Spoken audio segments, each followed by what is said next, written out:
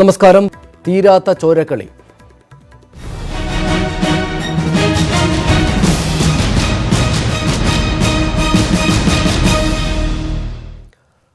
Kasaragod youth Congress പ്രവർത്തകരുടെ കൊലപാതകത്തിൽ അന്വേഷണം CPM പ്രാദേശിക നേതാക്കളിലേക്ക്. രാഷ്ട്രീയ കാരണങ്ങളാലാണ് കൊലപാതകമെന്ന് IG ബൽറാം കുമാർ ഉപാധ്യായ സ്ഥിരീകരിച്ചു. കൊല്ലപ്പെട്ട ശരത്തിന്റെ ശരീരത്തിൽ 15 വെട്ടാണുണ്ടായിരുന്നത്. കൃപേഷിന്റെയും ശരത്തിന്റെയും മരണകാരണം തലയിലേറ്റ ആഴത്തിലുള്ള വെട്ടാണെന്നും ഇൻക്വസ്റ്റ് റിപ്പോർട്ടിൽ പറയുന്നു.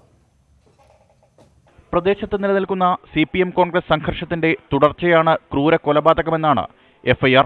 സജീവ യൂത്ത് കോൺഗ്രസ് പ്രവർത്തകരും ജവഹർ ബാലജനവേദി പുല്ലൂർ പെരിയ മണ്ഡലം പ്രസിഡന്റുമാണ് കൊല്ലപ്പെട്ട ശരത്. കൃപേഷും യൂത്ത് കോൺഗ്രസിന്റെ സജീവ പ്രവർത്തകനായിരുന്നു.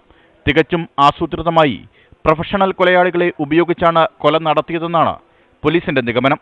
ശരത്തിന്റെ ശരീരത്തിൽ 15 വെട്ടാണുണ്ടായിരുന്നത്. 23 സെന്റിമീറ്റർ നീളത്തിൽ നെറ്റിയിലുണ്ടായ വെട്ടും ചെവി മുതൽ കഴുത്തുവരെ നീളുന്ന മറ്റൊരു വെട്ടും മരണകാരണമായി. ഇരുവരുടെയും മരണം തലക്കേറ്റ വെട്ടിനെ തുടർന്നാണ്. വ്യക്തിപരമായ വിരോധത്തിന്റെ പേരിലല്ല കൊലപാതകം എന്നാണ് പോലീസ് FIR. ദുഃഖകരമായ സംഭവമാണ്. അതിൽ പോലീസ് വളരെ ജാഗ്രതയോടു കൂടി നമ്മുടെ അന്വേഷണം തുടങ്ങിയിട്ടുണ്ട്. പക്ഷേ ഇപ്പോൾ ബാക്കി അവിടെ ഈ ലോ ആൻഡ് ഓർഡറും കൂടെയും പിന്നെ അവിടുത്തെ ഈ മോർട്ടൽ റിമെയിൻസിനും ഇൻക്വസ്റ്റും പോസ്റ്റ്മോർട്ടവും പിന്നെ അതിൽ ഡിസ്പോസലും അതെല്ലാം നമുക്ക് നോക്കുന്നുണ്ട്. പാരലലായി നമ്മുടെ അന്വേഷണം തുടങ്ങിയിട്ടുണ്ട്. അപ്പോഴത്തേക്ക് DYSPയിലെ നേരമുള്ളൊരു സംഘം ഉണ്ടാക്കിയിട്ടുണ്ട്. CPM പെരിയ ലോക്കൽ കമ്മിറ്റി അംഗം പീതാംബരനെ ആക്രമിച്ച കേസിൽ ശരത് ഉൾപ്പെടെ 11 പേർ അറസ്റ്റിലായിരുന്നു. റിമാൻഡിലായിരുന്ന ഇവർ കഴിഞ്ഞ ദിവസമാണ് ജാമ്യത്തിൽ പുറത്തിറങ്ങിയത്. ഇതിന് പിന്നാലെയായിരുന്നു ആക്രമണം. ആക്രമണ സ്ഥലത്ത് നിന്ന് മൊബൈൽ ഫോണും വാളിന്റെ പിടിയും ചെരുപ്പും പോലീസ് കണ്ടെടുത്തു. ആക്രമി സംഘം ഉപയോഗിച്ചതാണ് മൊബൈൽ എന്നാണ് പ്രാഥമിക വിവരം. കൊലപാതകത്തിൽ CPM പ്രാദേശിക നേതാക്കൾക്ക് പങ്കുണ്ടെന്ന് FIRൽ എടുത്തു പറയുന്നു. മനു ഭരത്, ന്യൂസ് 18, കണ്ണൂർ. കാസർകോട്ടെ ഇരട്ട കൊലപാതകത്തിൽ കൊല്ലപ്പെട്ടവരുടെ മൃതദേഹം പോസ്റ്റ്മോർട്ടത്തിന് ശേഷം ജന്മനാടായ പെരിയയിലേക്ക് കൊണ്ടുപോയി. കൂടുതൽ വിവരങ്ങളുമായി കോഴിക്കോട് നിന്ന് അശ്വിനും കാസർഗോഡ് നിന്ന് മനു ഭരത്തും ചേരുന്നു. ആദ്യം അശ്വിനിലേക്ക്. അശ്വിൻ, എന്താണ് വിവരങ്ങൾ? എപ്പോഴാണ് മൃതദേഹങ്ങൾ കൊണ്ടുപോയത്? സനീഷ്, അല്പം മുൻപാണ് പരിയാരം മെഡിക്കൽ കോളേജ് മോർച്ചറിയിൽ നിന്ന് ഇവരുടെ രണ്ടുപേരുടെയും കൃപേഷിൻ്റെയും ശരത് ലാലിൻ്റെയും മൃതദേഹങ്ങൾ ബന്ധുക്കളും പ്രവർത്തകരും ചേർന്ന് ഏറ്റുവാങ്ങി വിലാപയാത്രയായി പെരിയയിലെ ജന്മനാട്ടിലേക്ക് കൊണ്ടുപോയത്. വഴിയിലുടനീളം പാർട്ടി പ്രവർത്തകരും അതേപോലെ തന്നെ നാട്ടുകാരും എല്ലാം തന്നെ മൃതദേഹങ്ങളിൽ ആദരാഞ്ജലി അർപ്പിക്കാൻ വേണ്ടി കാത്തു നിൽക്കുന്നു. പ്രധാനമായും 5 ഇടങ്ങളിലാണ് പൊതുദർശനം. ഇത് തൃക്കരിപ്പൂർ, കാലിക്കടവ്, ചെറുവത്തൂർ, നീലേശ്വരം, പെരിയ. അവസാനം പെരിയയിലെ ഇരുവരുടെയും ജന്മ വീടുകളിൽ മൃതദേഹം സംസ്കരിക്കും. ഏതായാലും വലിയൊരു ഞെട്ടൽ തന്നെയാണ് കാസർഗോഡ്, കണ്ണൂർ, ഈ മലബാർ ഭാഗങ്ങളിൽ തന്നെ ഉണ്ടായിരിക്കുന്നത്. ഇത്തരത്തിലുള്ള നിഷ്ഠൂരമായ കൊലപാതകം, നാടിനെ നടുക്കിയ കൊലപാതകം എന്ന് തന്നെ പറയാം. അതിൻ്റെ ഒരു അനുരണനം ഇവിടെ മോർച്ചറി പരിസരത്തും കാണാമായിരുന്നു. പ്രധാനമായും 2 തരത്തിലാണ് പ്രവർത്തകർ മുദ്രാവാക്യങ്ങൾ മുഴക്കിയത്. ഒന്ന്, ഈ പ്രവർത്തകർ നിങ്ങൾ മരിക്കുന്നില്ല, ഞങ്ങളിലൂടെ ജീവിക്കുന്നു തുടങ്ങിയ മുദ്രാവാക്യങ്ങളും അതോടൊപ്പം തന്നെ CPMനെതിരെ കൃത്യമായി ഇത് CPMന്റെ ചോരക്കളിയാണെന്നുള്ള തരത്തിൽ വ്യക്തമാക്കുന്ന തരത്തിലുള്ള മുദ്രാവാക്യങ്ങൾ. ഇങ്ങനെ മുദ്രാവാക്യങ്ങളുടെ അകമ്പടിയോടുകൂടി 2 മൃതദേഹങ്ങളും വിലാപയാത്രയായി അല്പം മുൻപ് ഇവിടെ നിന്ന് മോർച്ചറി പരിസരത്ത് നിന്ന് പെരിയയിലേക്ക് യാത്രയായിരിക്കുന്നു. പ്രദേശ് കോൺഗ്രസ് കമ്മിറ്റിയുടെ വർക്കിംഗ് പ്രസിഡന്റുമാരായ കൊടിക്കുന്നിൽ സുരേഷ്, അതേപോലെ K സുധാകരൻ എന്നിവർ അനുഗമിക്കുന്നുണ്ട്. അതോടൊപ്പം യൂത്ത് കോൺഗ്രസ് സംസ്ഥാന അധ്യക്ഷൻ ഡീൻ കുര്യാക്കോസ്, അതുപോലെ KSU സംസ്ഥാന പ്രസിഡന്റ് അഭിജിത്ത് മുതലായ നേതാക്കന്മാരും ഈ വിലാപയാത്രയിൽ അനുഗമിക്കുന്നു. വിവരങ്ങൾക്ക് പരിയാരത്ത് നിന്നാണ് മൃതദേഹം കാസർഗോഡ് പെരിയയിലേക്ക് ഇരുവരുടെയും ജന്മനാട്ടിലേക്ക് കൊണ്ടുപോകുന്നത്. മനു ഭരത് അവിടെ നിന്ന് കാസർഗോഡ് നിന്ന് ചേരുന്നത്. മനു, അന്വേഷണം എങ്ങനെയാണ് പുരോഗമിക്കുന്നത്? മറ്റ് വിവരങ്ങൾ എന്താ? സനീഷ്, അന്വേഷണം ആരംഭിച്ചു കഴിഞ്ഞു എന്നാണ് കണ്ണൂർ റേഞ്ച് IG നമ്മളോട് വ്യക്തമാക്കുന്നത്. ഇതിൽ ഒരു പ്രധാന കാര്യം, ഈ കേസിൻ്റെ അന്വേഷണം CPM നേതാക്കളിലേക്ക് നീളുന്നു എന്ന് വളരെ വ്യക്തമായി തന്നെ നമുക്ക് പറയാൻ കഴിയും. കാരണം പ്രാദേശികമായ നേതാക്കളോടൊപ്പം ഉണ്ടായ ഒരു ഏറ്റുമുട്ടലും അതിനെ തുടർന്നുണ്ടായ ഒരു സംഘർഷവും ആണ് ഈ കൊലയ്ക്ക് പിന്നിൽ എന്ന് ഈ നാട്ടുകാരും അതുപോലെ തന്നെ കോൺഗ്രസ് പ്രവർത്തകരും വളരെ ശക്തിയായി തന്നെ ആരോപണം ഉന്നയിക്കുന്നുണ്ട്. ചില പ്രാദേശിക നേതാക്കൾക്ക് ഇതിൻ്റെ ഗൂഢാലോചനയിൽ പങ്കുണ്ട് എന്ന് അവർ ആരോപിക്കുന്നു. ഒപ്പം തന്നെ ഇത് ഒരു കൊട്ടേഷൻ സംഘത്തെ വരുത്തിയാണ് ഈ ഇത്തരം ഒരു കൊല നടത്തിയത് എന്നും ആണ് പ്രാദേശികമായിട്ടുള്ള കോൺഗ്രസ് പ്രവർത്തകരുടെ ആരോപണം. പോലീസിനും ആ തലത്തിലാണ് FIR ആദ്യഘട്ടത്തിൽ രജിസ്റ്റർ ചെയ്തിട്ടുള്ളത്. ഈ FIRന്റെ അടിസ്ഥാനത്തിലായിരിക്കും പോലീസ് പ്രഥമഘട്ടത്തിൽ അന്വേഷണം നടത്തുക. ക്രൈം ഡിറ്റാച്ച്മെന്റ് ബ്യൂറോയുടെ DYSP ആണ് ഈ അന്വേഷണ സംഘത്തിന്റെ തലവൻ. SP കാസർഗോഡ് ജില്ലാ പോലീസ് മേധാവിയുടെ മേൽനോട്ടത്തിലാണ് ഈ അന്വേഷണം പുരോഗമിക്കുക. നിരന്തരമായ റിവ്യൂ മീറ്റിംഗുകളോ ശക്തമായ നടപടി ഉണ്ടാകും എന്ന് പോലീസ് പറയുന്നു. ഏതായാലും അന്വേഷണം ആദ്യഘട്ടത്തിൽ തന്നെ പോലീസിന് CPM നേതൃത്വത്തിന് നേരെയാണ് നീളുന്നത് എന്ന കാര്യത്തിൽ സംശയമില്ല. വലിയ തോതിൽ CPMനെ ഇത് പ്രതിരോധത്തിലാക്കുകയും ചെയ്തിരിക്കുന്നു. നന്ദി മനു വിവരങ്ങൾക്ക്. യൂത്ത് കോൺഗ്രസ് പ്രവർത്തകരുടെ കൊലപാതകത്തിന് പിന്നിൽ CPMഉം മുഖ്യമന്ത്രിയുമാണെന്ന് കോൺഗ്രസ്. മനുഷ്യത്വമില്ലാത്ത ഭീരുക്കളായിരിക്കുകയാണ് CPM എന്ന് KPC പ്രസിഡന്റ് മുല്ലപ്പള്ളി രാമചന്ദ്രൻ പറഞ്ഞു. പാർട്ടി സംസ്ഥാന നേതൃത്വത്തിന്റെ അറിവോടെയാണ് കൊലപാതകം നടന്നത് എന്ന് AK ആന്റണി ആരോപിച്ചു. കൊലപാതകം ഞെട്ടിക്കുന്നതാണ് എന്ന് കോൺഗ്രസ് അധ്യക്ഷൻ രാഹുൽ ഗാന്ധി പ്രതികരിച്ചു.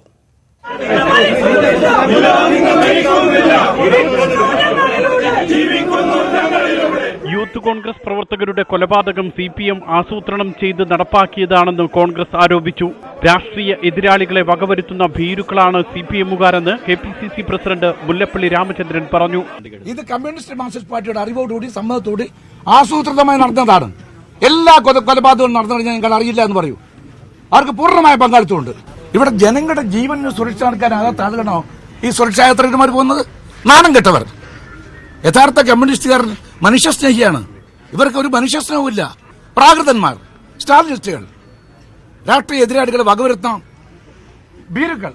പരിശീലനം ലഭിച്ച ഗുണ്ടകളാണ് കൊലപാതകം നടപ്പാക്കിയത്. പാർട്ടി നേതൃത്വത്തിന്റെ അറിവോടെയാണ് അരുംകൊലയെന്നും കോൺഗ്രസ് നേതാക്കൾ ആരോപിച്ചു. ഇത്തരം കൊലപാതകങ്ങൾ പാർട്ടിയുടെ ഉന്നത നേതാക്കന്മാരുടെ അറിവില്ലാതെ നടക്കുമെന്ന് ഞാൻ വിശ്വസിക്കുന്നില്ല. ഇതിന്റെ പിന്നിൽ CPMന്റെ ഗൂഢാലോചനയുണ്ട്. CPMന്റെ ശക്തമായ നേതൃത്വമുണ്ട്. ഇവരെ നിയമത്തിന് മുമ്പിൽ കൊണ്ടുവരാനുള്ള നടപടികൾ ഉണ്ടാകണം. ഇപ്പോഴും പ്രതിസ്ഥാനത്ത് വരുന്നത് അധികവും ഭൂരിപക്ഷവും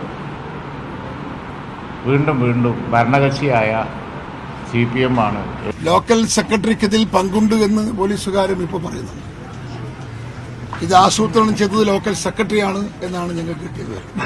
കുറ്റവാളികളെ നിയമത്തിന് മുന്നിൽ കൊണ്ടുവരാൻ സർക്കാർ നടപടിയെടുക്കണമെന്ന് കോൺഗ്രസ് അധ്യക്ഷൻ രാഹുൽ ഗാന്ധി ആവശ്യപ്പെട്ടു. കുടുംബാംഗങ്ങളുടെ ദുഃഖത്തിൽ പങ്കുചേരുന്നുവെന്നും രാഹുൽ ട്വിറ്ററിൽ കുറിച്ചു.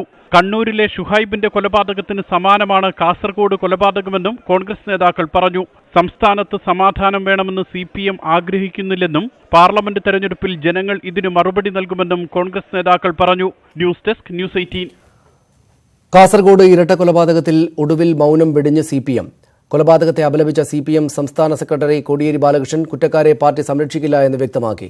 അരും കൊല നടന്ന് 15 മണിക്കൂർ കഴിഞ്ഞായിരുന്നു CPM സംസ്ഥാന സെക്രട്ടറിയുടെ പ്രതികരണം. അതേസമയം കൊലപാതകത്തെ അപലപിക്കാനോ പ്രതികരിക്കാനോ മുഖ്യമന്ത്രി പിണറായി വിജയൻ തയ്യാറായതുമില്ല. AKG സെന്ററിൽ പിണറായി വിജയൻ കോടിയേരി ബാലകൃഷ്ണനുമായി കൂടിക്കാഴ്ച നടത്തി. കാസർകോട്ടെ ഇരട്ട കൊലപാതകത്തിൽ മറുപടി പറയാനാകാതെ ഇരുട്ടിൽ തപ്പുകയാണ് CPM. 2 സംസ്ഥാന സമിതി അംഗങ്ങൾ കൊലക്കേസിൽ പ്രതിയായതിന്റെ ക്ഷീണം മാറും മുമ്പെയാണ് ഇരട്ട കൊലപാതകം. പാർട്ടിക്ക് പങ്കില്ലെന്ന് ജില്ലാ നേതൃത്വം അവകാശപ്പെട്ടെങ്കിലും അത്ര ഉറപ്പിച്ചു പറയാൻ സംസ്ഥാന സെക്രട്ടറി തയ്യാറായില്ല. കൊലപാതകികൾ ആരായാലും അവരെ പാർട്ടി സംരക്ഷിക്കില്ല. പ്രാദേശിക നേതാക്കൾക്ക് പങ്കുണ്ടെങ്കിൽ അവരെയും പ്രതി ചേർക്കണം. പാർട്ടി തല നടപടിയുണ്ടാകും. ഇരട്ടക്കൊല നടന്ന് 15 മണിക്കൂർ പിന്നിട്ട ശേഷം സംസ്ഥാന സെക്രട്ടറിയുടെ പ്രതികരണം ഇങ്ങനെ: ഇതിനകത്ത് CPMന്റെ ആരെങ്കിലും ഉൾപ്പെട്ടിട്ടുണ്ടെങ്കിൽ അവരെ നിയമത്തിന് മുമ്പിൽ എത്തിക്കാൻ ആവശ്യമായ നടപടികൾ CPMന്റെ ഭാഗത്ത് തന്നെ സ്വീകരിക്കും. അതേസമയം കൊലപാതകം പാർട്ടിയുടെ തലയിൽ വെച്ച് കെട്ടണമെന്നായിരുന്നു മന്ത്രി കടകംപള്ളി സുരേന്ദ്രന്റെ പ്രതികരണം. മുഖ്യമന്ത്രി പിണറായി വിജയനാകട്ടെ പ്രതികരിക്കാനേ തയ്യാറായില്ല.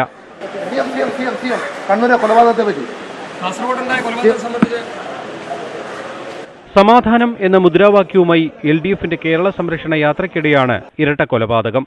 ഇതോടെ ജാഥകൾ തന്നെ നിർത്തിവെക്കേണ്ടി വന്നു. ലോക്സഭാ തെരഞ്ഞെടുപ്പ് അടുത്തിരിക്കെയുള്ള നിഷ്ഠൂര കൊലപാതകം.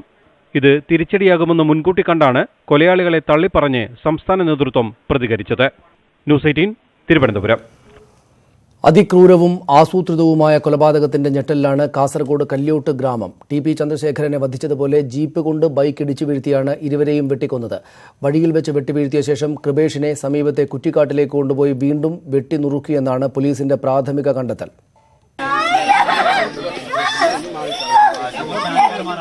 കാസർഗോഡ് ജില്ലയിലെ പുല്ലൂർ പെരിയ ഗ്രാമപഞ്ചായത്തിലെ കല്യോട്ട് നിന്ന് ഇന്നലെ പുറത്തുവന്നത് രക്തം മരവിപ്പിക്കുന്ന ക്രൂര കൊലപാതകത്തിന്റെ വാർത്ത.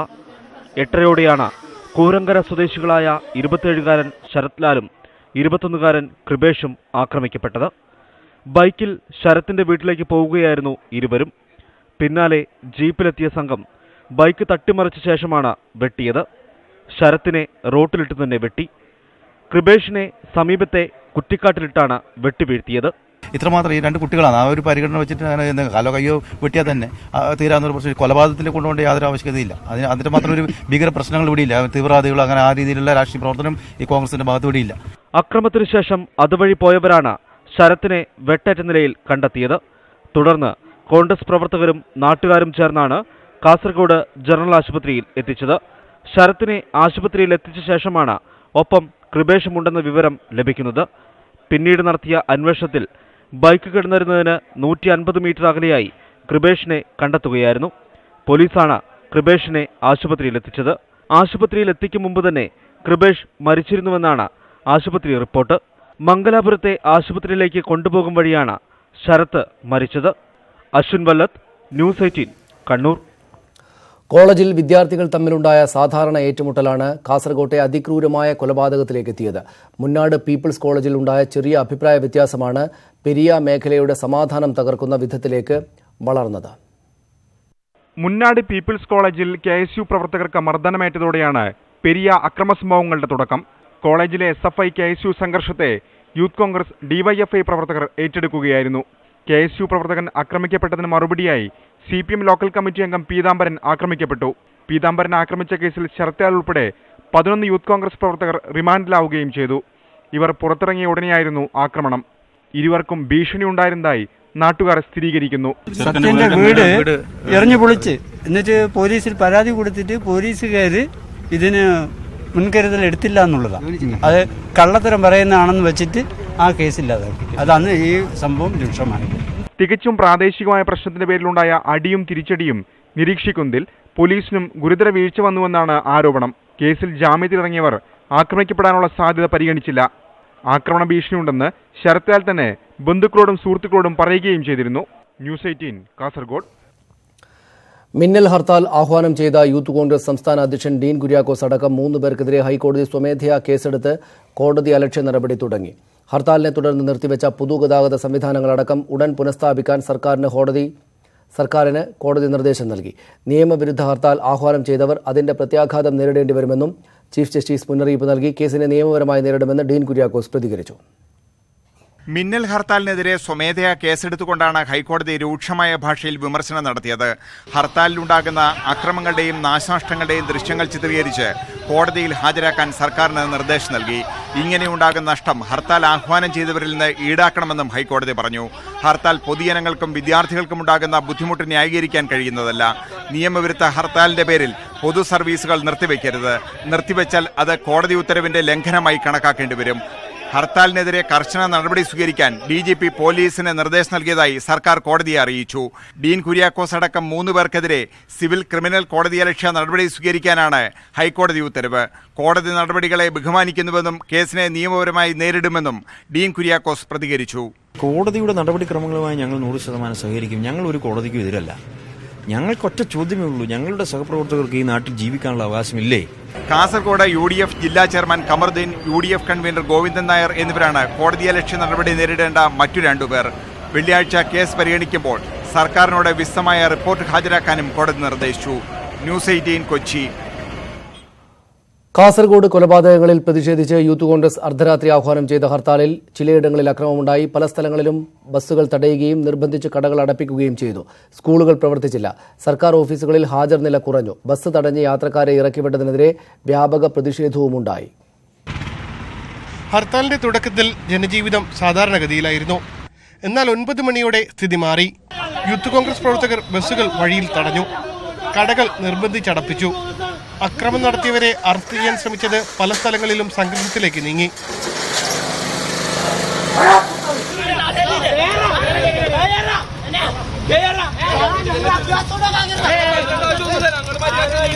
ദീർഘദൂര സർവീസുകൾ നടത്തിയിരുന്ന KSRTC ബസ്സുകൾ തടഞ്ഞ് യാത്രക്കാരെ ഇറക്കിവിട്ടു. അർദ്ധരാത്രി പ്രഖ്യാപിച്ച അപ്രതീക്ഷിത ഹർത്താൽ ജനങ്ങളെ വലച്ചു. കൊച്ചിന് 12 മണിക്ക് എക്സാമിന് എത്താനുള്ളതാണ്. ഒരു ബസ്സെങ്കിലും അവിടത്തേക്ക് വിടണമെന്നാണ് നമ്മൾ പറയുന്നത്. ഇന്ന് വെളുപ്പാങ്കാലത്ത് പറയുന്ന ഹർത്താൽ ഹർത്താലെന്ന് ബസ് ഇരുന്നപ്പോഴാണ് പറഞ്ഞ ഹർത്താല്. ഇതെന്തായാലും ജനങ്ങളെ വലയ്ക്കുന്ന ഒരു ഹർത്താൽ വെക്കരുത്. ഏത് ഭരണമുന്നണി ആയാലും ശരിയല്ലേ. ആറ്റുകാൽ പൊങ്കാല പ്രമാണിച്ച് തിരുവനന്തപുരം നഗരത്തിൽ സ്വകാര്യ വാഹനങ്ങളും കടകളും തുറക്കാൻ അനുവദിച്ചു. സർക്കാർ ഓഫീസുകളിൽ ഹാജർ നില കുറവായിരുന്നു. KSU പഠിപ്പുമുടക്കം പ്രഖ്യാപിച്ചിരുന്നു. വിവിധ യൂണിവേഴ്സിറ്റികളിൽ നടത്താനിരുന്ന പരീക്ഷകൾ മാറ്റിവെച്ചു. സ്കൂളുകളൊന്നും പ്രവർത്തിച്ചില്ല. അർദ്ധരാത്രി പ്രഖ്യാപിച്ച അപ്രതീക്ഷിത ഹർത്താലിൽ ജനജീവിതം താറുമാറായി. തിരുവനന്തപുരം നഗരത്തിൽ ഇളവുകൾ പ്രഖ്യാപിച്ചിരുന്നെങ്കിലും പൊതുഗതാഗതം അനുവദിക്കാത്തത് ജനങ്ങളെ ബാധിച്ചു. വിവിധ ബ്യൂറോകൾക്കൊപ്പം ഉമേഷ് ബാലകൃഷ്ണൻ, ന്യൂസ് 18 തിരുവനന്തപുരം. കാസർകോട്ടെ കൊലപാതകങ്ങളിൽ പ്രതിഷേധിച്ച് സെക്രട്ടേറിയറ്റിന് മുന്നിലേക്ക് യൂത്ത് കോൺഗ്രസ് പ്രവർത്തകർ നടത്തിയ മാർച്ചിൽ സംഘർഷമുണ്ടായി. പോലീസിന് നേരെ പ്രവർത്തകർ കല്ലെറിഞ്ഞതിനെ തുടർന്ന് ജലപീരങ്കി പ്രയോഗിച്ചു. ബാരിക്കേഡ് തകർക്കാൻ ശ്രമിച്ച പ്രതിഷേധക്കാർക്ക് നേരെ പോലീസ് ലാത്തി വീശി.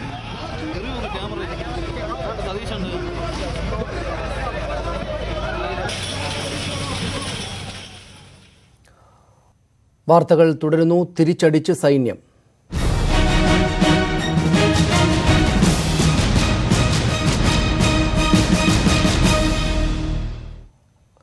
പുൽവാമ ഭീകരാക്രമണത്തിന്റെ സൂത്രധാരന്മാരായ രണ്ടുപേരെ വധിച്ചെന്ന് സൈന്യം. ജെയ്ഷെ കമാൻഡർ ഉൾപ്പെടെയുള്ളവരെയാണ് സൈന്യം വധിച്ചത്. ഏറ്റുമുട്ടലിൽ 4 സൈനികരും കൊല്ലപ്പെട്ടു. ഇന്ത്യയിലെ ഹൈക്കമ്മീഷണറെ പാകിസ്ഥാൻ തിരിച്ചു വിളിച്ചു. ചർച്ചകൾക്കായി തിരികെ വിളിച്ചതാണെന്നാണ് വിശദീകരണം. ഇന്നലെ രാത്രി പുൽവാമയിൽ നടന്ന ഏറ്റുമുട്ടലിലാണ് ജെയ്ഷെ കമാൻഡറും മുഖ്യ സൂത്രധാരനും കൊല്ലപ്പെട്ടത്. കൊല്ലപ്പെട്ട കമ്രാനും ഗാസിയുമാണ് ആക്രമണം ആസൂത്രണം ചെയ്ത് നടപ്പിലാക്കിയതെന്നാണ് സൈന്യത്തിന്റെ വിശദീകരണം. ഭീകരർ ഒളിച്ചിരിക്കുന്ന സ്ഥലം വളഞ്ഞായിരുന്നു സൈന്യത്തിന്റെ ആക്രമണം. സൈന്യത്തിന്റെ മേജർ ഉൾപ്പെടെയുള്ള 4 പേരും ദൗത്യത്തിനിടെ കൊല്ലപ്പെട്ടു. 4 ദിവസത്തിനിടെ കൊല്ലപ്പെട്ടവരുടെ എണ്ണം ഇതോടെ 45ആയി. CRPF വാഹനം ആക്രമിക്കപ്പെട്ടതിന് 2 കിലോമീറ്റർ ചുറ്റളവിൽ ഭീകരർ ഒളിച്ചു കഴിയുന്നുണ്ടെന്ന വിവരത്തെ തുടർന്നാണ് സൈന്യം സ്ഥലം വളഞ്ഞത്. കെട്ടിടത്തിനുള്ളിൽ കൂടുതൽ ഭീകരരുണ്ടെന്നാണ് വിവരം. ആക്രമണം ഇപ്പോഴും തുടരുകയാണ്. ഇതിനു പിന്നാലെ ഇന്ത്യയിലുള്ള പാക് ഹൈക്കമ്മീഷണറെ പാകിസ്ഥാൻ തിരിച്ചു വിളിച്ചു. ചർച്ചകൾക്കായി വിളിച്ചു വരുത്തിയതെന്നാണ് ഔദ്യോഗിക വിശദീകരണം. പാകിസ്ഥാനുമേൽ രാജ്യാന്തര സമ്മർദ്ദം ശക്തമാകുന്നതിനിടെയാണ് കമ്മീഷണറോട് തിരികെയെത്താൻ ആവശ്യപ്പെട്ടത്. ന്യൂസ് 18 ഡൽഹി. പുൽവാമ ഭീകരാക്രമണത്തിൽ BJPക്ക് പ്രധാനം രാഷ്ട്രീയ നേട്ടം മാത്രമെന്ന് മുൻ പ്രതിരോധ മന്ത്രി AK ആന്റണി. സൈനികരുടെ ജീവത്യാഗം BJPക്ക് പ്രശ്നമല്ല.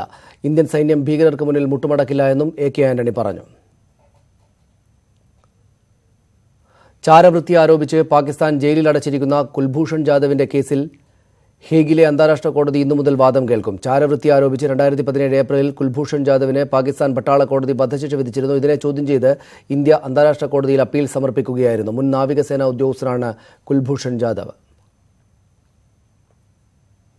തൂത്തുക്കുടി സ്റ്റെർലൈറ്റ് പ്ലാന്റ് വീണ്ടും തുറക്കാൻ വേദാന്തയ്ക്ക് അനുമതി നൽകിയ ഹരിത ട്രിബ്യൂണൽ ഉത്തരവ് സുപ്രീംകോടതി റദ്ദാക്കി. സ്റ്റെർലൈറ്റ് പ്ലാന്റ് അടച്ചുപൂട്ടാനുള്ള തമിഴ്നാട് സർക്കാർ ഉത്തരവ് റദ്ദാക്കാൻ ഹരിത ട്രിബ്യൂണലിന് അധികാരമില്ലെന്ന് സുപ്രീംകോടതി വ്യക്തമാക്കി.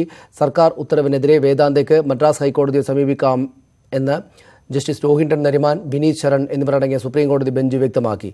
ജനകീയ പ്രതിഷേധങ്ങൾക്കെതിരെ നടത്തിയ വെടിവെപ്പിൽ നിരവധി പേർ കൊല്ലപ്പെട്ട സാഹചര്യത്തിലാണ് പ്ലാന്റ് അടച്ചുപൂട്ടിയത്. സോളാർ ഇടപാടുമായി ബന്ധപ്പെട്ട് വ്യവസായി TC മാത്യുവിനെ കബളിപ്പിച്ചു എന്ന കേസിൽ സരിത നായരെയും ബിജു രാധാകൃഷ്ണനെയും കോടതി വെറുതെ വിട്ടു. സിവിൽ കേസാണെന്നും കരാർ ലംഘനം ക്രിമിനൽ കോടതിയുടെ പരിഗണനയിൽ വരില്ല എന്നും വിലയിരുത്തിയാണ് കോടതിയുടെ നടപടി. സോളാർ പാനൽ വിതരണാവകാശം നൽകാമെന്ന് പറഞ്ഞ് 1.5 കോടി രൂപ തട്ടിച്ചുവെന്നാണ് കേസ്. കരാർ ലംഘനം നടന്നെന്ന പരാതി സിവിൽ കേസാണെന്നും ക്രിമിനൽ കോടതിയുടെ പരിഗണനയിൽ വരില്ലെന്നുമാണ് Thiruvananthapuram additional chief judicial magistrate കോടതിയുടെ നിലപാട്. പ്രതികളായ സരിത നായരെയും ബിജു രാധാകൃഷ്ണനെയും കോടതി വെറുതെ വിട്ടു.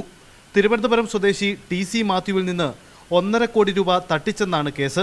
സോളാർ പാനൽ വിതരണാവകാശം നൽകാമെന്ന് പറഞ്ഞ് ലക്ഷ്മി നായരെന്ന് പരിചയപ്പെടുത്തിയ സരിത നായർ കരാറിൽ ഒപ്പിട്ടു. Team solar renewable energy solutions എന്ന സ്ഥാപനത്തിന്റെ പേരിലായിരുന്നു കരാർ. 2013 തട്ടിപ്പ് നടന്നതെന്നാണ് TC മാത്യു പരാതിയിൽ ചൂണ്ടിക്കാട്ടിയിരുന്നത്. സോളാർ ഇടപാടുമായി ബന്ധപ്പെട്ട് മുഖ്യമന്ത്രിയായിരുന്ന ഉമ്മൻചാണ്ടിയുടെ വ്യാജ ലെറ്റർ പാഡുണ്ടാക്കി തട്ടിപ്പ് നടത്തിയ കേസിൽ കോടതി നാളെ വിധി പറയും. ബിജു രാധാകൃഷ്ണനാണ് ഈ കേസിൽ പ്രതി. ന്യൂസ് 18 തിരുവനന്തപുരം. തെരഞ്ഞെടുപ്പ് വാർത്തകളിലേക്ക്.